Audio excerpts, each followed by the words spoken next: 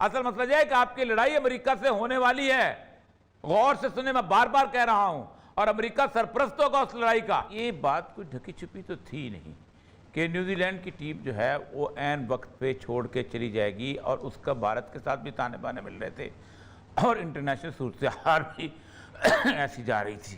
میں نے آپ کو کئی دفعہ کہا ہے کہ ہم نے خود بتایا تھا کہ پاکستان کے اوپر جس قسم کا گھیرا تنگ کرنے کی صورتحال آ رہی ہے، پاکستان میں اس کا حملہ جو ہے سافٹ بیلی جو ہے کرکٹ ہے، وہاں سے حملہ ہوگا۔ اب مسئلہ ذرا یہ ہے کہ ہمارے ہاں بڑا عجیب و غریب سا معاملہ ہے ہمارے وزراء کا کہ فوری طور پہ بغیر تحقیق کے فوراً وہ آ جاتے ہیں اور اس کے بعد چار چیزیں لے کے سامنے آ جاتے ہیں۔ فار ایگزامپل کل انہوں نے کہا تھا کہ ہم نے چونکہ کہا ہے کہ اپنا ایبسولوٹلی ناٹ، تو ہم اس کی قیمت چکا رہے ہیں۔ اگر ایبسولوٹلی ناٹ کہا ہے تو پھر یہ سارے کا سارا چکر چلانے کی ضرورت ہی کیا تھی؟ امریکہ وہاں سے فون کرتا نیوزی لینڈ کو واپس بلاؤ بھائی، اور بلا لیتا، تو پھر یہ ابھی نندن کی میل اور فلانے کی میل اور اس کی میل میں یہ کرنے کی کیا ضرورت تھی؟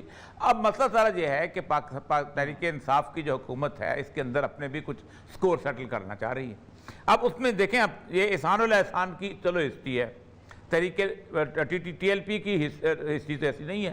تحریک کے جو ہے اپنا طالبان پاکستان، وہ تو چلو آپ نے ان کے خلاف جنگ لڑی، سب کچھ لڑی۔ اب اس میں پروٹون میل کہہ کے کہ اس کے آئی پی ایس ایڈریس تک نہیں پہنچا جا سکتا، یہ نہیں ہو سکتا، سارا کچھ کر کے ایک نام چونکہ آپ نے آج تک عدالت میں کوئی جسٹیفائی تو کیا نہیں۔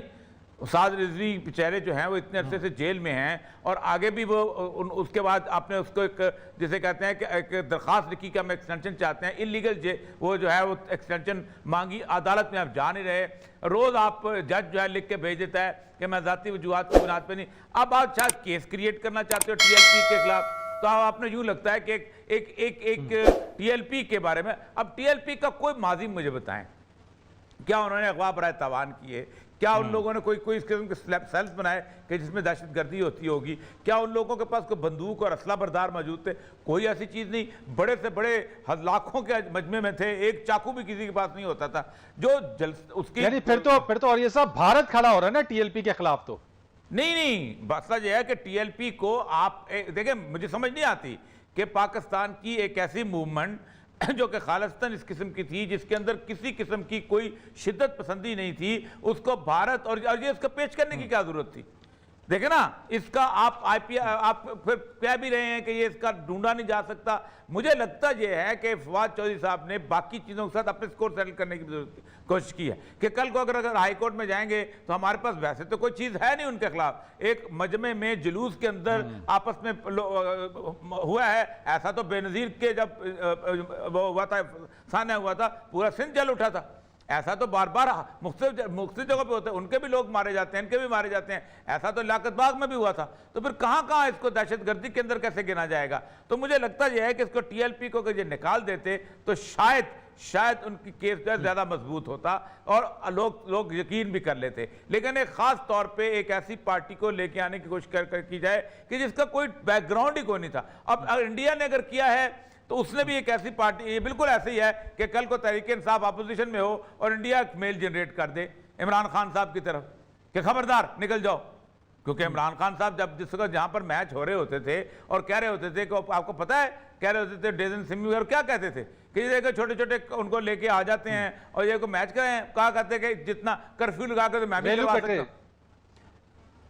ریلو کٹے لے کے آ جاتے تھے اور کہا کرتے تھے کہ جی یہ کرفیو لگا کر، اب آپ نے کون سا کرفیو کے بغیر کام کیا ہے؟ تو یار خدا کے لیے نیشنل انٹرسٹ کے اندر ذاتی پوائنٹ سکورنگ مت کیا کرو۔ یہ ہم بہت بات یہ جی کرفیو لگا کے کر، آپ نے شیخ رشید نے کیا کہا کہ اتنی تو نیوزی لینڈ میں آرمی نہیں ہے کہ جتنی ہم نے یہاں ان کو آرمی، پاکستان میں معاملہ کھیلوں سے علیحدہ ہے۔ او بھائی نکلو اس چیز سے، پاکستان میں انڈیا اور یہ سب جس طرح کے سٹیٹمنٹس آ رہے ہیں، جیسے آپ نے بھی کہا کہ بغیر تحقیق کے چیزوں کے ہم پہلے سٹیٹمنٹس دے دیتے ہیں، پھر بعد میں ایک جوائنٹ پریسرز کرتے ہیں، ان کے اندر تحقیقات میں جو چیزیں لاتے ہیں وہ کچھ اور ہوتی ہیں۔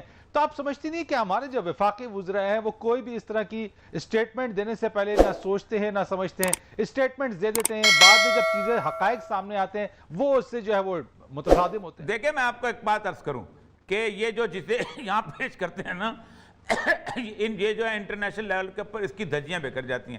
میں آپ کو واقعہ سناتا ہوں.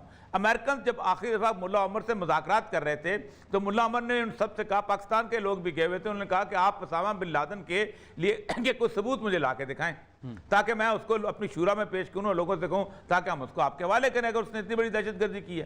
تو امریکن وہاں سے گئے اور وہاں جا کے انہوں نے کوئی 40-45 منٹ کی ایک ویڈیو ٹیپ جو ہے وہ لے کے آ گئے.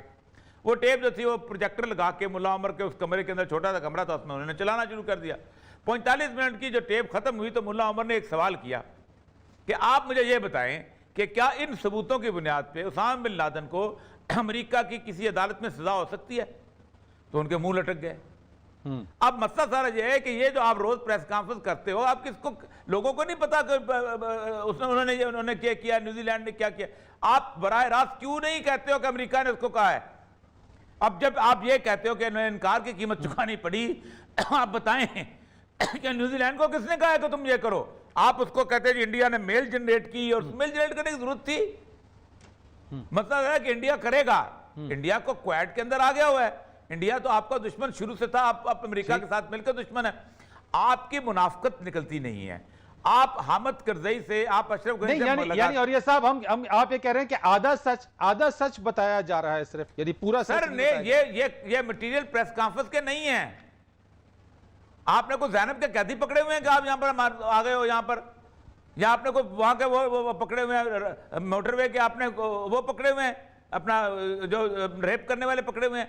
آپ نے بتانا ہے کہ بھئی یہ کیا انٹرنیشنل لیول کی چیزیں ہیں. اسی لیول پر آپ نے مجھے کبھی اس طرح کے ایشوز کے اندر کبھی کسی دوسرے ملک کے لوگوں کو آتے دیکھا ہے ایسے پریس کانفرنس میں؟ شوق ہے بڑے, اور شوق میں مجھے یہ لگ رہا ہے کہ بیچ میں ٹی ایل پی کو ڈال کے اور مزید اپنی بات کو مشکوک کر لی کہ اب ٹی ایل پی کی اس وقت آپ دیکھیں ایک فالوئنگ ہے, اس کا ایک سائزبل ووٹ ہے. اس کی فالوئنگ کا لیول یہ ہے کہ وہ ابھی انہوں نے وہاں میں جو جلسہ کیا ہے وہ جلسہ اتنا بڑا تھا کہ بہت سارے لوگوں کو جلسے کو جسے کہتے ہیں پیچھے چھوڑ گیا 14 اگست کا جو جلسہ. تو آپ اور یہ صاحب لیکن یہ جو آپ بات کریں کہ فالوئنگ ہے تو یہ بھی تو ہو سکتا ہے کہ بھارت اس کی فالوئنگ کو یہاں پہ خراب کرنا چاہ رہا ہے. یقیناً, لیکن آپ کو دبانا چاہیے تھا, آپ دبانا چاہیے تھا نا, بھارت کی اس بات کو دبانا چاہیے تھا, کیونکہ ظاہر بات ہے. لیکن مسئلہ سمجھ ہے کہ آپ نے ایک سٹینس لے لیا ہوا ہے, اب آپ اس سٹینس کے اندر چاہتے ہیں کہ ایک اور میں بھارت کی طرف سے مل جائے. کوئی کنیکشن تو آپ ثابت نہیں کر سکیں گے کبھی بھی, آپ ابھی بھی نہیں ثابت کر سکتے. مجھے صرف یہ کہنے کا مطلب ہے کہ اگر یہ اس طرح کی صورتحال ہوتی ہے تو آپ بڑے واضح ہو کے آئیں. اب یہ جو اپنا انہوں نے کہا کہ آپ نے ابھینندن مشرا کا جو ایک آپ نے لکھا ہے, اب پاکستان میں بے شمار لوگ ایسے تھے, بلکہ دنیا میں بے شمار ایسے تھے کہ ابھی پاکستان کے اوپر جب معاملہ آئے گا تو سب سے پہلے کرکٹ جو ہے وہ یہاں سے غائب ہوگی.